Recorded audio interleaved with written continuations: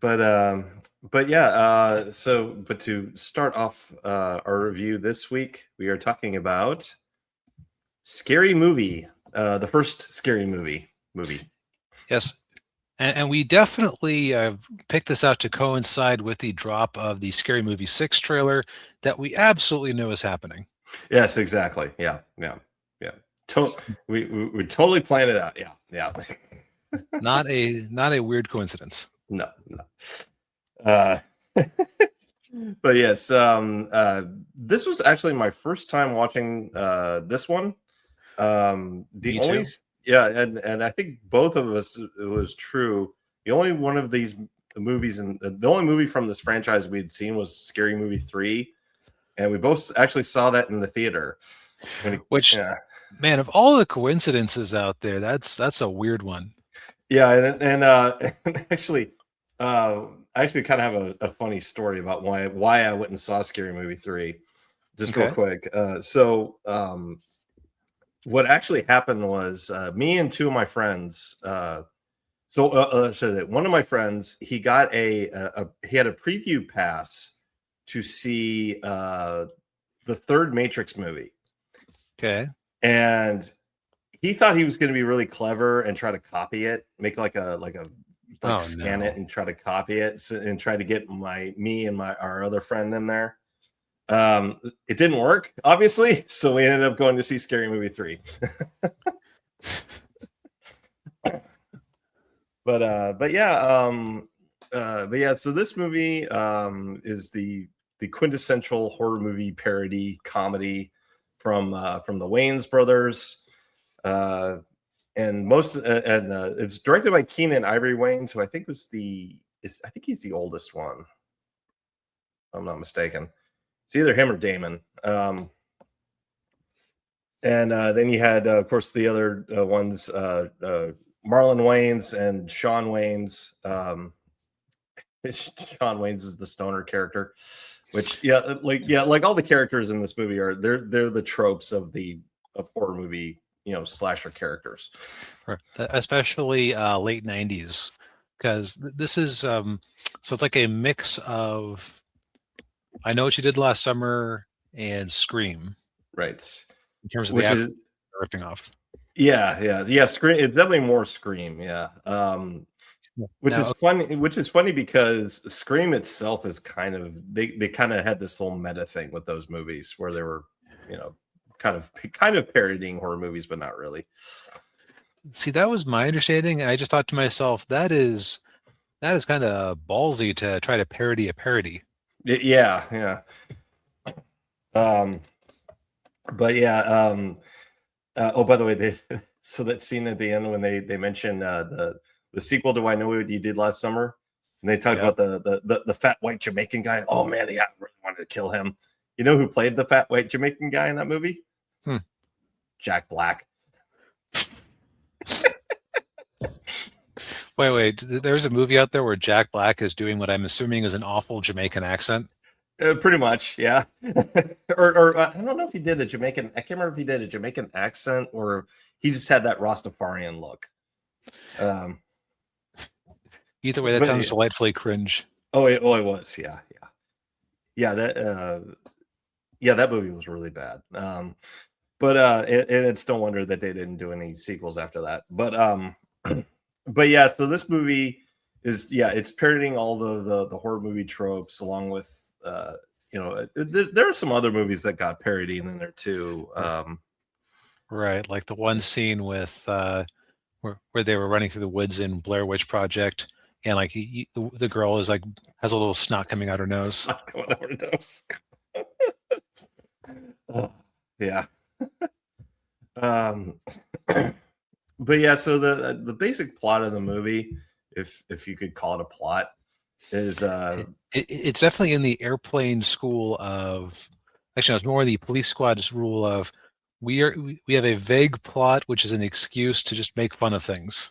right. Yeah. The movie opens up with basically a direct parody from the opening of Scream, where Drew Barrymore's character gets killed by Ghostface. Only in this movie, it's Carmen Electra, and there's some self-deprecating moments with her. You know, like what? Look out the window, like and he's like, what? I got your boyfriend out here. I don't have a boyfriend.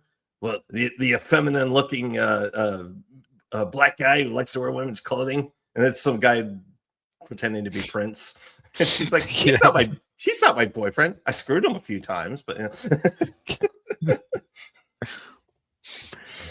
Yeah, but, like okay, like what immediately hit me was, oh, okay, so this movie has like balls and yeah, isn't afraid of offending people.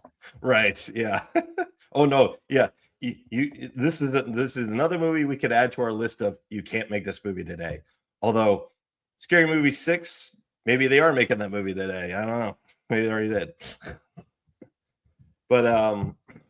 But yeah, so Carmen Electra's character gets killed, and then she and of course everybody's like, oh, there's a murder in here. And then we meet our other cast of characters. You got our main character, Cindy Campbell, who is played by Anna Faris. Who Anna Faris is always like, she's always game for this sort of dumb comedy. Oh yeah, yeah. Well, just a quick side note. She used to be married to Chris Pratt. Oh And, yeah, I forgot about that. yeah, and they had a kid together too. But yeah, she's always up for these like goofy comedy stuff. Like oh god, what was the one with Rob Schneider where he switched bodies with Rachel McAdams? The hot chick. Oh yeah. Yeah, she was in that one. Anna Faris was, and then you also had you've also got, although what's funny is like the names of the characters are all taken from like different horror stuff, like so like Anna Faris's character, her last name's Campbell, and I think she's supposed to be a parody of Nev Campbell's character from Scream. And then you had like you had what was Shannon Elizabeth's character. Now, for those of you who don't know, Shannon Elizabeth, she was in the American Pie movies. I'm trying to remember the name of her character. It was like Buffy, I think. I think her name was Buffy, and she was a parody. They were parodying Sarah Michelle Gellar's character from I Know What You Did Last Summer with her. So I think that's where so they're making that connection there. But yeah, and then you had Marlon Wayans, who's the stoner character, and then you got the one guy from Night at the Roxbury, who's like the boyfriend of Shannon Elizabeth's character, John Abrahams. No, I think John Abrahams is he's he's Bobby. That's right. He's Bobby. He's Anna Faris's boyfriend, and then Locknell Monroe is the guy who I was thinking of. And then what was it against? Oh yeah, Regina Hall is Brenda. She's the one who, like, I've seen that clip of her in the movie theater, like on like different YouTube channels and right, where she's like playing into the black stereotype about black people talking during movies. Yeah, she's like being like more and more elaborate with how she's interrupting the movie. Yeah. Like she's got this huge, like this whole chicken dinner with her, and yeah. But yeah, so basically, where the parody of I Know What You Did Last Summer comes from is they basically parodied that whole thing where the teens, they run over a guy, and they're like, oh no, what do we do? And then they dump him in the water, but of course the guy isn't really dead, but then he does get killed, and yeah. Yeah, and I'll say that as somebody who doesn't really watch horror movies, I could still basically get the tropes they were parodying. Yeah, because most slasher movie tropes are pretty well known at this point. Like the dumb blonde with the big boobs who always gets killed, or the virgin girl. The virgin girl always has to survive at the end of the movie, right? Where her slutty friends are picked off one by one. Right. Although I would say in the case of Buffy Gilmore, she kind of she's kind of begging for it. Oh, yeah. in that whole scene. Like, like all of these death scenes are like they do a great job with the comedy of it. I would say that it was they're very much in the style at the time. Like I Yeah. could see Family Guy in its classic years making a lot of these jokes. Oh yeah, yeah. Uh, Also, I wasn't expecting to see quite so many phalluses in this movie. yeah, that was pretty shocking too. I'm surprised they were able to get an R rating. Yeah, especially the glory hole scene where it just Oh yeah, yeah. Oh man. Oh. Hmm. Right through the ears. yeah. um, Uh, I will say that just based on its reputation, the whole time I'm watching this, I'm thinking to myself, I remember, yeah, I remember this one like Simpsons book that Homer was reading. Am I disabled? Just yeah, like, because like this is all very silly comedy and like not especially smart parody, but it's just the timing and framing of it is just right to catch you off guard. oh yeah, yeah. And and I will say too, they actually do work in a pretty decent twist. Um, Yeah, I will say I was kind of wondering about that twist from like a half hour from the end on. yeah, yeah. Well, and the twist is actually a parody of The Usual Suspects. Okay. When they finally figure out who Kaiser Soze really is. I won't spoil it for anybody out there who hasn't seen The Usual Suspects, but yeah. But yeah, I mean, this was given the state of comedy in the 2020s, seeing something like this is a breath of fresh air. Yeah, and it does kind of make me a little happy that they're bringing it back for 2026. Yeah. Now I know that the middle movies, I think it got taken away from the Wayans. It was like Seltzer and Freeberg, or did they just like crib on their Uh, style to make like the Pirates movie or whatever? I actually I thought it was the what are it was the Naked Gun guys, right? The in Was Airplane. it? Yeah, I thought they took it over because I remember Leslie Nielsen was in the third one, Hmm. and Leslie Nielsen's always in all their movies.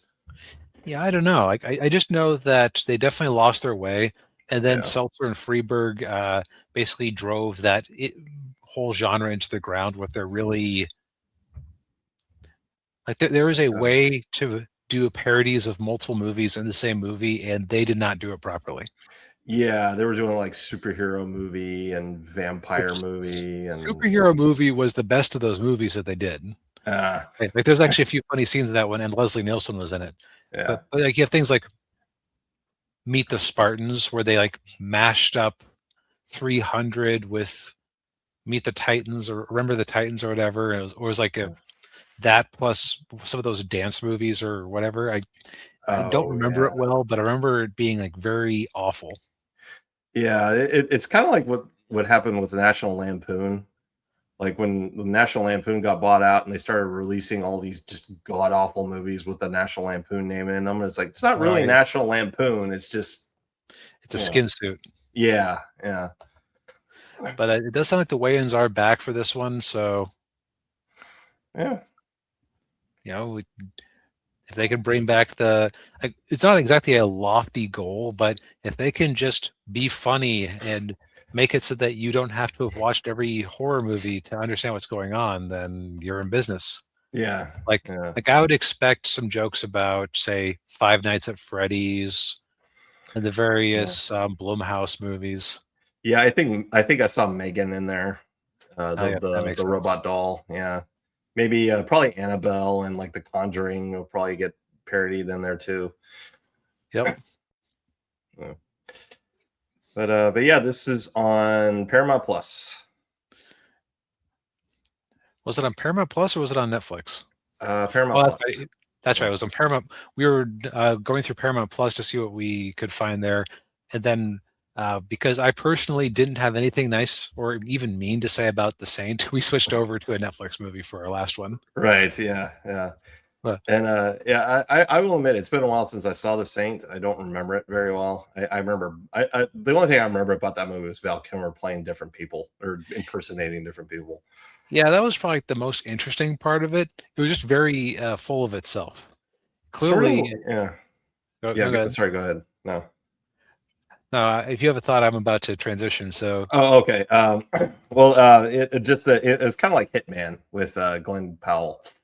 mm, Very similar thing where it's it like, did, Glenn Powell doing all the Hitman personas. That was the best part of it, and then the rest of it was like, ugh. yeah, yeah.